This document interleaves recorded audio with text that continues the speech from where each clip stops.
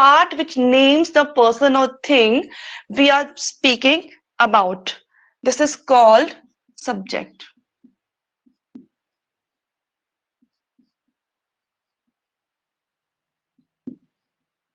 ठीक है, सब्जेक्ट का कोई मतलब सेंटेंस का एक ऐसा पार्ट, जैसे कि फॉर एग्जाम्पल लेते हैं हम लोग, Raju is going to Bharatpur, ठीक है, okay, Raju is going to Bharatpur, तो the part which names the person और थिंग, ऐसा कोई पार्ट जिसमें किसी पर्सन का नेम या थिंग का नेम हो, तो firstly Raju is a person, ठीक है, ऐसा कोई पार्ट सेंटेंस का जिसमें किसी पर्सन का नेम हो या थिंग का नेम हो, so firstly Raju is a person, तो राजू इज अ नेम। इसके बाद we are speaking about, sentence का एक ऐसा पार्ट जिसका एक नेम है, जिसके बारे में हम बात कर रहे हैं, तो हम किसके बारे में बात कर रहे हैं, राजू के बारे में, यस, है ना, we are talking about Raju, so Raju is a subject, Raju is a subject. इस तरीके से हम लोग सब्जेक्ट को आइडेंटिफाई करते हैं। इसका एक नॉर्मल पॉइंट जो है क्या है कि जो आपकी हेल्पिंग वर्ब होती है, ये इससे पहले का जो पार्ट होता है ना, वो मोस्टली क्या होता है, सब्जेक्ट ही होता है। मोस्ट ऑफ द टाइम जो होता है वो इससे पहले का जो पार्ट है वो क्या है, सब्जेक्ट ही है, और किसी पर्सन और किसी थिंग का नेम जिसके बारे में we are talking about, that is called subject. Clear, just note down this, साथ के साथ नोट करते चलो, है ना। Predicate,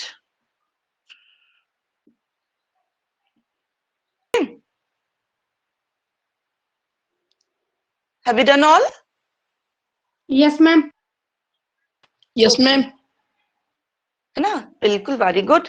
predicate, predicate the part which tells something about the subject, मतलब ये सेंटेंस है आपका, है ना, सेंटेंस का वो पार्ट जो हमें किसके बारे में बता रहा है, सब्जेक्ट के बारे में बता रहा है, मतलब subject is a Raju, but remaining जो पार्ट है, ये वाला जो पार्ट है कंप्लीट, यहां से लेकर के ये वाला पार्ट, ये जो पार्ट है, मैं किसके बारे में बता रहा है, this part is talking about only Raju, Raju के बारे में बता रहा है ना, ये वाला सब्जेक्ट जो है आपका, ठीक है।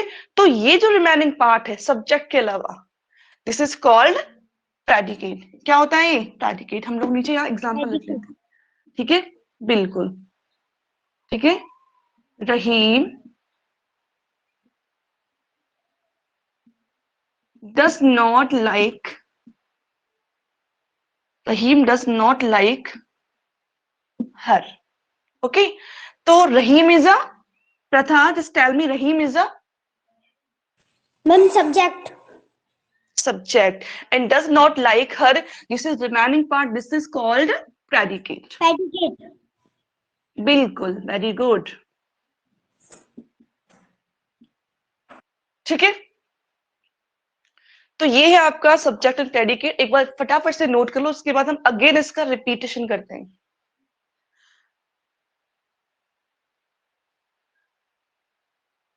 मैम हो गया, हो गया, ठीक है, वेरी गुड।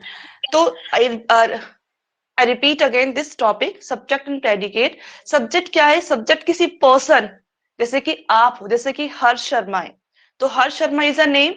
हर्ष क्या है, हर्ष का एक नेम है, पर्सन का नेम है। अगर हर्ष ना होता, यहाँ पर कोई चीज होती, इमेजिन करो बुक होती यहाँ पर, ठीक है, अब बुक होता, तो अब बुक भी क्या एक थिंग है, तो या तो किसी पर्सन का नेम हो या किसी थिंग का नेम हो। इसके बाद वी आर स्पीकिंग अबाउट, जिसके बारे में हम बात कर रहे हैं, या तो कोई पर्सन हो या कोई थिंग हो, जिसके बारे में हम बात कर रहे हैं, वो बेसिकली क्या है, सब्जेक्ट है। क्योंकि सेंटेंस में क्या, राजू, राजू के बारे में बात कर रहे हैं ना हम लोग, और Raju is the name of a person, so this is called subject. इसके बाद predicate, the part which tells something about subject, मतलब वो part, the part which tells, ऐसा पार्ट सेंटेंस का समथिंग अबाउट द सब्जेक्ट, जो सब्जेक्ट के बारे में बात कर रहा है, ठीक है। सब्जेक्ट क्या है, रहीम, तो रहीम के बारे में क्या बात हो रही है कि डज नॉट लाइक हर, रहीम उसे पसंद नहीं करता है, तो रहीम के बारे में जो टॉकिंग थे, this is called completely predicate, ठीक है। सो रहीम में the subject and remaining part is a predicate, ऐसे Raju the subject, remaining part is a predicate, ठीक है। नेक्स्ट कुछ पॉइंट्स और लिखाऊंगी अभी इसमें. हैव यू डन ऑल ना? ठीक है. Yes, ma'am. Okay, very good. समझ में आ रहा है सभी के? Nikki, Yes, ma'am. सृष्टि, हर्ष, बिल्कुल समझ में आ रहा है ना सभी के? तो नेक्स्ट इसमें कुछ पॉइंट्स हैं.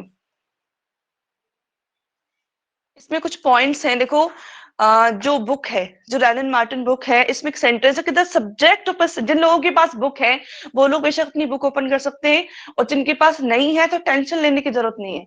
मैं कंप्लीट नोट्स लिखाऊंगी इसके आप लोगों के लिए. ठीक है? ओके. तो the subject of a sentence usually comes first but occasionally it is put after the predicate. तो इसका एक नोट डालो आप. नोट. ठीक है? The subject of a sentence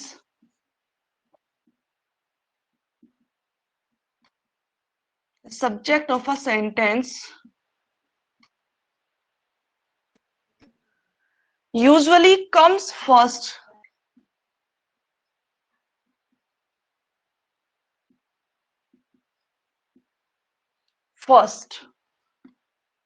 the subject of a sentence usually comes first but occasionally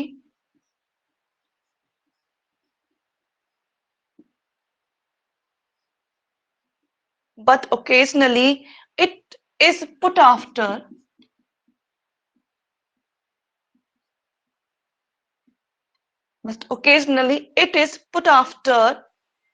the predicate.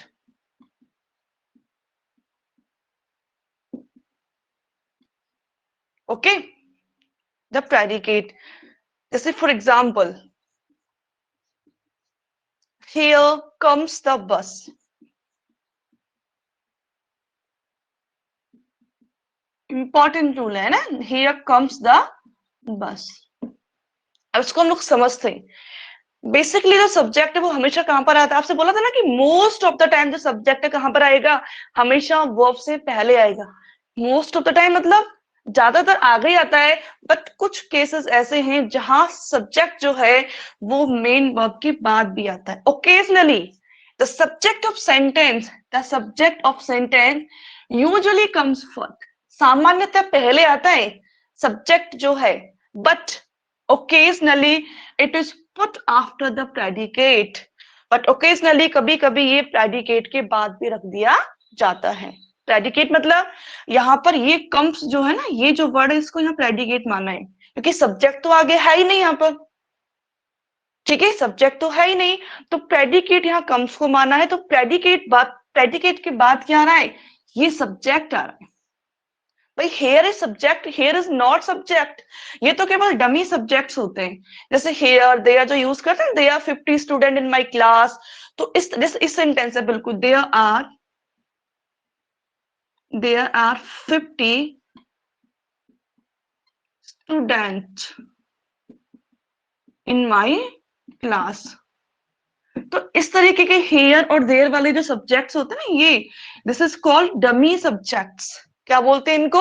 Dummy. जैसे आप लोग शॉप पर जाते हो ना, आपकी डमी लगी होती है, बट एक्चुअल में वो डमी होती है, वो केवल दिखाने के लिए होती है, वो रियल नहीं होती. दैट इज डमी का मतलब कोई चीज केवल दिखाने के लिए. ये दिखाने में से रहा कि सब्जेक्ट है, but this is not really subject. This is only क्या है? डमी सब्जेक्ट्स बोलते हैं इनको. आप लिख सकते हो डमी सब्जेक्ट्स. किसको? Here and there are dummy subjects. Clear? ठीक है. इसके बाद देखो यहाँ पर, ये यहाँ वर्ब है, और इसके बाद 50 स्टूडेंट, इसमें ये क्या है? ये सब्जेक्ट है. क्योंकि भाई हम सब्जेक्ट के बाद मतलब सब्जेक्ट होता क्या है? सेंटेंस में जिसके बारे में हम बात कर रहे हैं वही तो सब्जेक्ट है ना. इस सेंटेंस में हम किसके बारे में बात कर रहे हैं? 50 स्टूडेंट्स के बारे में. इस सेंटेंस में हम किसके बारे में बात कर रहे हैं? बस के बारे में. तो जिसके बारे में बात कर रहे हैं जैसे सब्जेक्ट ना, so the bus is a subject और 50 student is a subject. Clear? Yes, ma'am. ठीक है. सब लोग यस कर दिया करो जिसके समझ में आ जाए करे, और कोई डाउट हो then ask me. Clear? Okay. कैसे निक्की चली गई थी मुझे लगता है शायद. इट्स ओके ना. तो ये जो है there are 50 student in my class. तो क्लियर समझ में आ गया ना, सब्जेक्ट कौन सा है 50 स्टूडेंट, यहाँ सब्जेक्ट कौन सा है द बस, ठीक है। और हियर एंड देयर ये क्या है, डमी सब्जेक्ट्स होते हैं, केवल दिखाने के लिए होते हैं, but these are not really subject. Clear?